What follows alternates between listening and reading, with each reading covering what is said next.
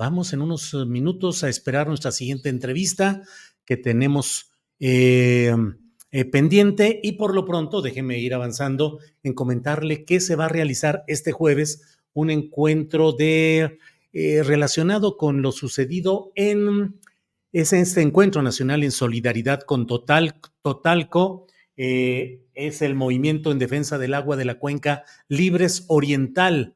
Va a ser este jueves 27 de junio a las 10 de la mañana en Totalco, Veracruz, que es una comunidad del municipio de Perote, en Veracruz, en el plantón instalado frente a Granjas Carol. Justicia, el agua es del pueblo, vivan los campesinos. Convocan el Movimiento en Defensa del Agua de la Cuenca Libres Oriental, Ejidos de la Cuenca Libres Oriental, Colectivo Ambiental Diente de León y la Coordinadora Nacional Plan de Ayala-MN.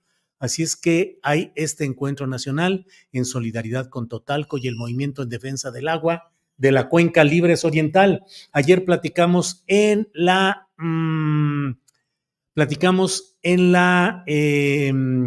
videocharla astillada, platicamos con Renato Romero, que es uno de los partícipes del movimiento en defensa de esa cuenca y del movimiento que busca que sea expulsado del lugar, que sea quitada esta planta tóxica de producción porcina llamada Granjas Carol, de antecedentes verdaderamente oscuros, nefastos, expulsada de Estados Unidos precisamente por toda la toxicidad, la contaminación, el daño, no solo el ambiental, sino social que genera, y que ya sabe, bienvenida, no por el actual gobernador, debo decirlo con toda claridad, sino muchos años atrás, pero finalmente con frente a la cual los poderes políticos de Veracruz, del actual gobierno estatal de Cuitláhuac García y otros poderes federales y municipales, el presidente municipal de Perote, a quien obligaron ayer a caminar con la pancarta diciendo fuera Granjas Carol, pues son factores de poder que están permitiendo que haya todo esto, que en una represalia de la semana anterior provocó 2 personas asesinadas por parte de policías estatales, allanamiento de moradas, persecución de personas, heridos, golpes, como en los peores momentos. En fin, pues todo eso es lo que estamos hablando respecto a este tema. Por otra parte, debo decirle que sigue la discusión y fuerte respecto a lo que significa e implica el posicionamiento de Gerardo Fernández Noroña, quien considera que no está siendo bien tratado y que ha sido atropellado en función de los reacomodos que se están dando en Morena para colocar específicamente a Ricardo Monreal como coordinador de los diputados federales de Morena y virtual jefe político de San Lázaro, y por otra parte en los senadores Adán Augusto López Hernández. Sigue la discusión y hay mucho comentario en ese sentido. Nexa Salinas dice: Noroña solo es puro bla bla para los que le creen, por eso se evidenció solo con su amigo panista Krill, dice Nexa Salinas.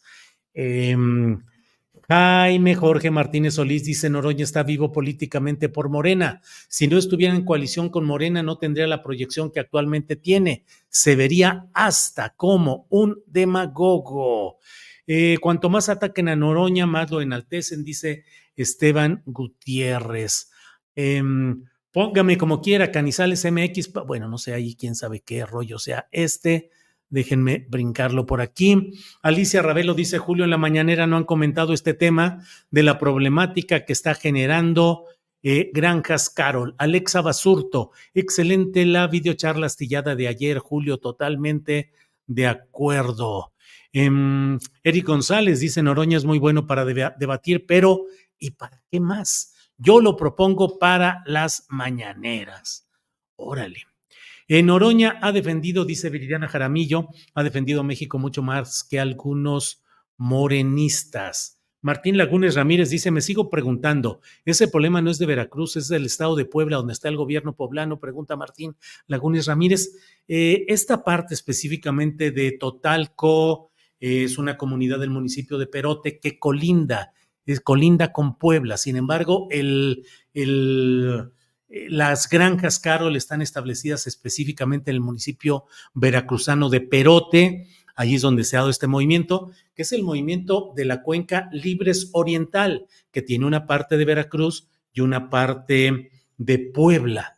Y si me corrigen, por favor, de inmediato, porque es posible que esté diciendo algo equivocado, pero creo que hasta una franja de Tlaxcala forma parte de esa cuenca Libres Oriental. Insisto, si estoy diciendo un disparate, disculpen y ya me corregirán, pero cuando menos Veracruz y Puebla sí hay una colindancia, y en este caso fue la policía de Veracruz en un municipio de Veracruz contra una granja establecida en territorio veracruzano, pero que afecta a toda esa zona, absolutamente a toda ella.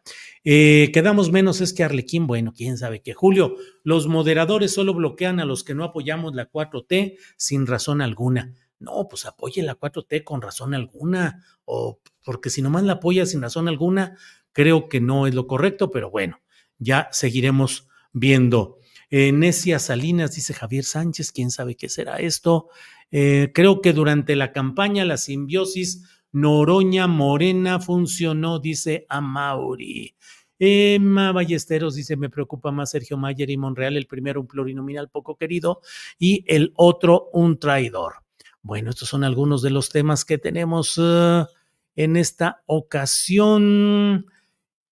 Noroña confirmó su lado ambicioso, no tiene paciencia ni serenidad, no se le ve porte presidencial, dice Luis S.C. Noroña, si fuera presidente, él sí sería, dice Raúl González. Noroña está vivo por él tiene muchos seguidores, Monreal es un traidor, dice Magos Maldonado. Aquí en Baja California, dice Héctor Bravo, Noroña acompañó a todos lados a Bonilla y Bonilla operó fuerte contra Morena. Habría que revisar en qué estado sucedió lo mismo. Bajo esas alianzas no puede haber confianza. Excluir a Noroña es excluir a la izquierda social, dice EGX Borres. Bueno, pues déjeme ver. Bueno, vamos a seguir adelante con nuestro programa. ¿Usted qué opina de todo esto que estamos hablando hoy? Pues ya sabe usted. Hoy teníamos concertada una entrevista con Citlali Hernández. Ya, ahora sí que ya es la 1:40, 10 minutos después de lo que teníamos concertado. Ya la vamos a dejar aparte para otro momento si es que se da la circunstancia, porque queríamos platicar precisamente con ella acerca de lo que en todo caso y con mucho gusto vamos a platicar con ustedes, que es el preguntarnos cuál es el destino de las posturas de izquierda, progresistas o populares o de cambio profundo en la realidad actual. ¿Qué tanto se está trabajando y haciendo? Déjeme nada más mandarle un mensajito ahorita a Alex por aquí. A Alex, déjeme ver. Dile que no es.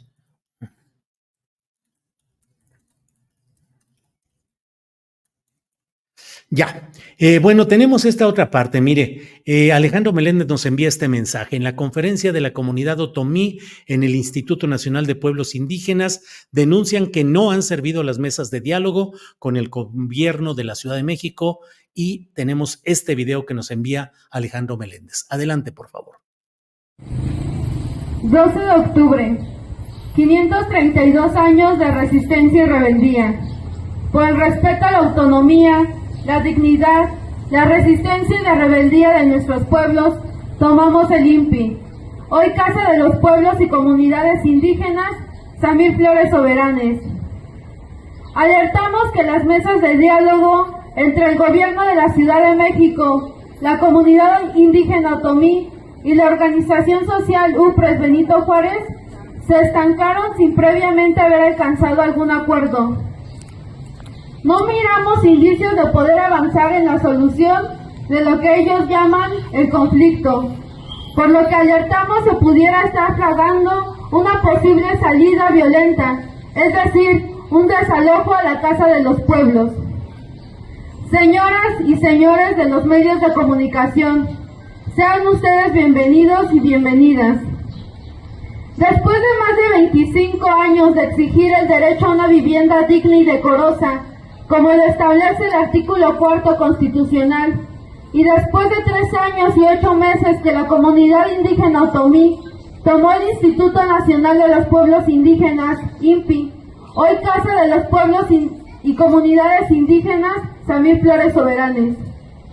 Muy seguramente lo que digamos ya no resultará ser noticia para un titular en las primeras planas de su medio de comunicación. Excepto, claro, que un día de estos la mala noticia sea que la Casa de los Pueblos fue desalojada violentamente.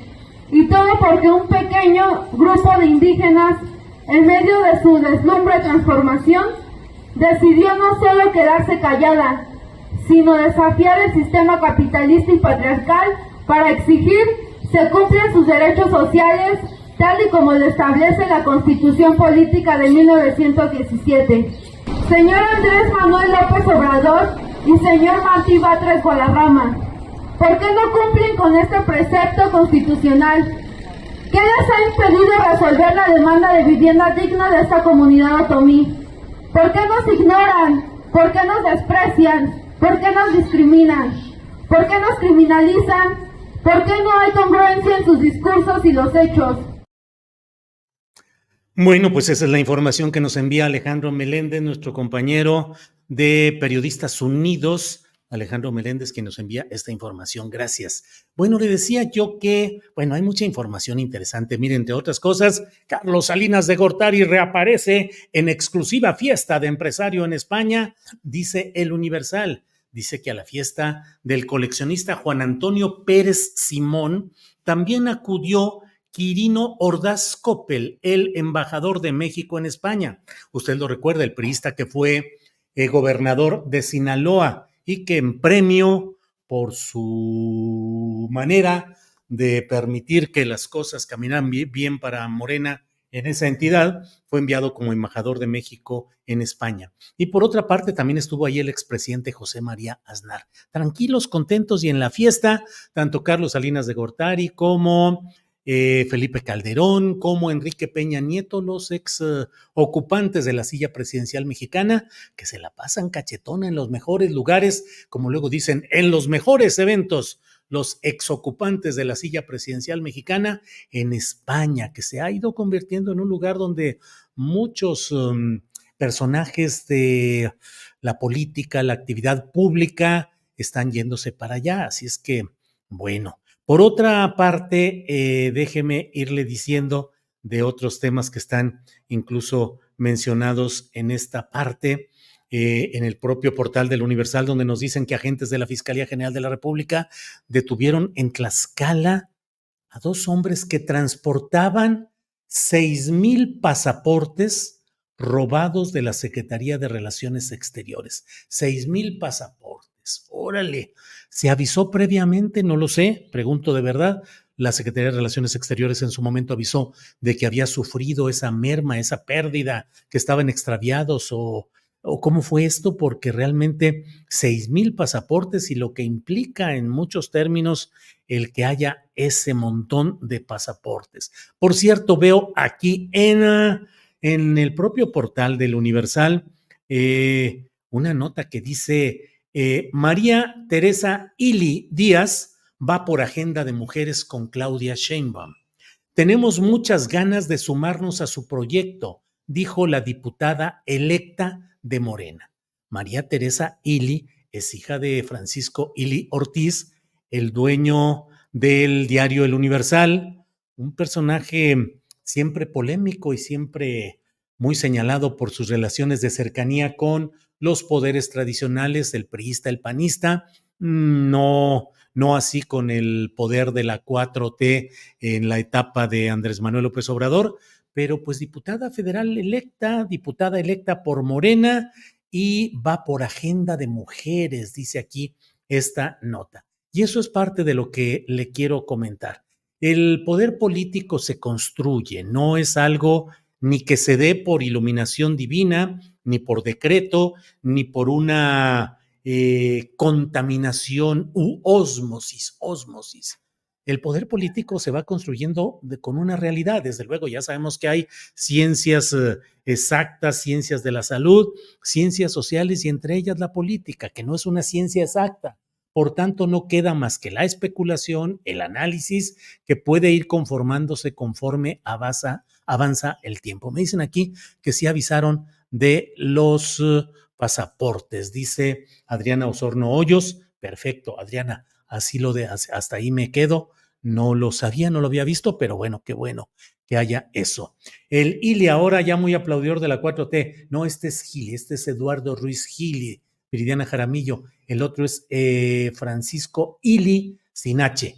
Eali Ortiz Francisco, dueño y director del Universal. Y tal vez Viridiana, de quien está hablando usted, es otro personaje que comparte aparentemente el apellido. Pero bueno, ya se contagió de comunismo la señora Ili, ya somos Venezuela, dice Rafael Gómez. ¿Qué tanto de verdad la construcción de ese poder político es afectado por los ingredientes o los elementos que concurren a ella? Con mucha frecuencia, y más en un sistema presidencialista como el mexicano, se considera que el presidente de la República lo puede todo y que el presidente es omnipotente, es absolutamente todopoderoso. Sin embargo, la realidad política es algo que no se rige por unas reglas de esa manera. El presidente de la República tiene el control, un gran control que le permite salir adelante de muchas de las trampas, escollos, celadas y acechanzas que se le puedan tender. Pero el poder político se va construyendo desde ahí. Es decir, el poder político presidencial tiene que descansar en una base de personas que tengan lealtad, eficacia y compromiso. Es decir, lealtad en lo personal, eficacia en lo que se les encomienda y compromiso. Puede ser que alguien no tenga realmente una lealtad al 100% con el jefe político, pero tiene un compromiso con una causa y la va a defender en el marco de esa lucha específica a la que se haya sumado a ese programa, a ese proyecto. ¿Qué pasa en un proyecto cuando son demasiados los ingredientes y los elementos que corresponden a una visión distinta de la que tiene quien jefatura el Estado?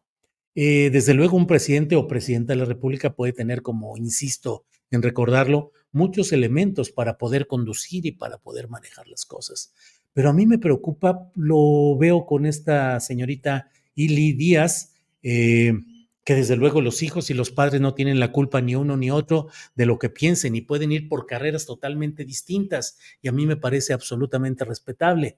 Pero cuando un hijo o un padre, cuando familiares se mueven en la misma esfera, con los mismos instrumentos, con los mismos mecanismos de poder y participan de un proyecto político compartido, a mí me parece que es absolutamente válido decir estos personajes, padre e hijo, tío y sobrino, primos, en fin, como sean, participan de un proyecto político y pueden tener posturas diferentes. No sé, solo he leído por ahí, por ejemplo, que Leo Zuckerman, su hijo, es de una postura favorable a la 4T y es absolutamente respetable y yo no señalo ninguna crítica en ese sentido, pero la verdad es que hay bastantes elementos ahora que se han integrado a la nómina, a la marquesina Guinda y sus aliados, que verdaderamente son preocupantes. Alejandro Murat, Erubiel Ávila, personajes que no deberían estar en el proceso de construcción de una alternativa de cambio. Esta joven expanista hace poco, ahora furibunda, conversa a la 4T, defensora de Loguinda y de Clara Brugada y Claudia Sheinbaum, me parece que son ingredientes que deben analizarse. Cámaras, Congreso Federal en manos de personajes como Ricardo Monreal y como Adán Augusto López Hernández garantizan de verdad la continuidad de un proceso de regeneración nacional. Es sensato apostar ahora a concederles el beneficio de la buena fe y del tiempo para decir, bueno, espérate un ratito a ver qué sucede con ellos o con la historia que tienen es suficiente y con los momentos complicados que han vivido en el terreno político y en el terreno partidista, se necesita mucho para adivinar qué es lo que hay ahí y preguntarse hasta dónde llega esa construcción del poder político que está siendo adulterada y que está siendo distorsionada de sus propósitos originales y que ello puede condicionar el que suceda como siempre se ha hablado en México, donde se ha dicho con frecuencia aquella frase de cúmplase pero no se acate o algo así por el estilo, que implica o que va en el sentido de que una orden, pues sí, se ordena que se cumpla, pero no se acata, o sea, caray, no la cumplieron a medias, ¿qué crees? No se pudo aplicar y explicaciones en la política y en la economía sobran. Los profesionales de la economía y de la política, su especialidad es adelantar lo que va a suceder y luego explicar por qué no sucedió con el mismo entusiasmo y la misma enjundia lo que originalmente habían anunciado o prometido. Me parece que ahí es donde tenemos que estar muy claros de hasta dónde es necesario ir acrecentando la crítica, el análisis, la búsqueda de los elementos que pueden distorsionar el gran proyecto. Voy a ir avanzando y casi cerrando mi comentario con esta idea que le he estado dando vueltas. El tamaño del mandato de cambio y profundización de él ejercido por una enorme cantidad de mexicanos y mexicanas el pasado 2 de junio debe tener como correlación proporcional el mismo nivel de crítica, de exigencia puntillosa de parte de esos mismos ciudadanos. El volumen del mandato entregado debe ser el mismo, la misma proporción en cuanto a la crítica y la exigencia, porque si no, se convierte esto en una distorsión que del triunfalismo actual, de la bonanza numérica, la enorme cantidad de votos recibida, el porcentaje recibido, se va abonando el camino para lo que ha sucedido en muchos otros países, pienso particularmente en Argentina, en Bolivia, en Brasil, en Chile, donde el gran triunfo electoral y la gran esperanza de la gente y la construcción política deficitaria para ir acomodándose a las necesidades de los factores reales de poder y para ir incrustando personajes oscuros. Digo, está este diputado nuevamente, Mayer, que dice uno, a ver, pero ¿a título de qué llega ahí? Como esos hay muchos que no tenemos al detalle porque la vida regional, estatal y municipal es muy elaborada, pero si tendiéramos, si pudiéramos tener un detector de contradicciones de Morena y sus aliados a nivel nacional, les aseguro que habría un montón de señales de preocupación, de inquietud por la manera como se ha entregado una serie de posiciones de poder para grupos caciquiles, para grupos corruptos, para grupos que llegaron a entendimientos con los personajes de correa de transmisión de los intereses regionales con los nacionales en temas, no sé, de corrupción, de venta de candidaturas, de negociaciones, de grupismo, el líder máximo del partido que negocia para que tenga sus canicas con sus diputaciones, con presidencias municipales, que son su grupo personal, francamente me parece muy complicado. Luis S. dice, Javier Corral, Erubiel Ávila. La verdad, no entiendo qué hace Javier Corral con esa idea de ser el garante de la lucha contra la corrupción. No le veo sentido. Y dice Luis S. Javier Corral, Erubiel Ávila, Murat, ¿qué le van a dar algo? Pregunto. También a la señora del Moral, que fue la candidata a gobernadora por el PRI, por el Estado de México. ¿A cuántos más? ¿A cuántos más? La verdad es que hay todo ello y hay que estar en esa. Por eso, como decías, es importante discutir la izquierda, progresismo y sus variantes, dice María Elena Sánchez Ruiz. Sí, María Elena, nomás que luego parece que a los entrevistables de la izquierda dicen, si no va a estar suavecito y si no va a estar tranquilo, mejor no. Esa es en muchos casos, no en el de Citlali, ¿eh? Citlali siempre le entra y siempre contesta bien. Lamento que no haya estado en esta ocasión, pero otros quieren que sean entrevistas y platiquitas a modo, muy conceptuales, pero no me metas en problemas de lo que tiene que darse. Víctor Villa, Julio, todo esto es porque no tenemos una oposición fuerte, entonces Morena hace lo que quiere, dice Víctor Villa. Sí, Víctor, he escuchado esa reflexión que comparto con usted y me hace llegar a plantear lo siguiente. Sí, así fue el PRI, así fue exactamente el PRI. El partido aplanadora, el partido del carro completo, el partido en el cual la crítica y la lucha solo se podía hacer adentro del PRI si se aspiraba a una verdadera eficacia. Todo lo demás era marginal e improductivo. Es decir, sí, podrías estar en el PAN, en el PARM, Partido Auténtico de la Revolución Mexicana, Partido Popular Socialista, Partido Demócrata Mexicano, en el Partido Comunista, en el PSUM, Partido Socialista Unificado de México, en el que quieras. Pero finalmente no va a pasar nada porque el control absoluto que tiene el partido hegemónico no hace más que adentro sea donde se procesen algunas de estas disidencias o posturas en defensa de ciertos intereses a los cuales la cosmética del poder dominante les da espacio y les da oportunidad para que se vea que hay pluralidad y que hay discusión y que hay debate, aunque sería terrible y creo que eso tenemos que revisarlo con mucho cuidado. ¿Cuál es el factor del partido hegemónico? El PRI fue muy estudiado como el partido hegemónico. Hoy, Morena es el partido hegemónico con sus partidos satélites, se les llamaba en su momento, y que ahora serían el Verde Ecologista de México y el del Trabajo, que viven de apoyar. Había el Partido Popular Socialista con Vicente Lombardo Toledano, que era un personaje filósofo, conocedor, pero que siempre estaba justificando y apoyando el que tenía que apoyarse los segmentos nacionalistas de los gobiernos que no eran monolíticos y que entonces esa izquierda tenía que ser inteligente para asociarse e impulsar esos factores de izquierda, aunque hubiera una predominancia de otros factores negativos.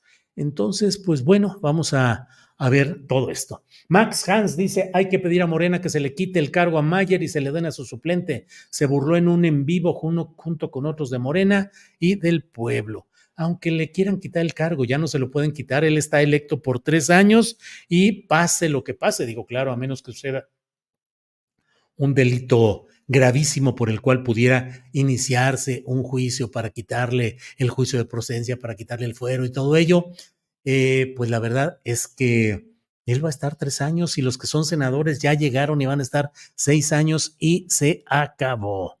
Bueno, pues son las 2 de la tarde en punto, las 2 de la tarde en punto. Dice aquí Yasmín Villarreal, Javier Corral en Chihuahua gobernó igual que Adán Augusto en Tabasco, muy lentos y muy gris sus administraciones. Bueno, pues vamos a ver aquí ya. Lalita Gupta dice, vamos a ser claros.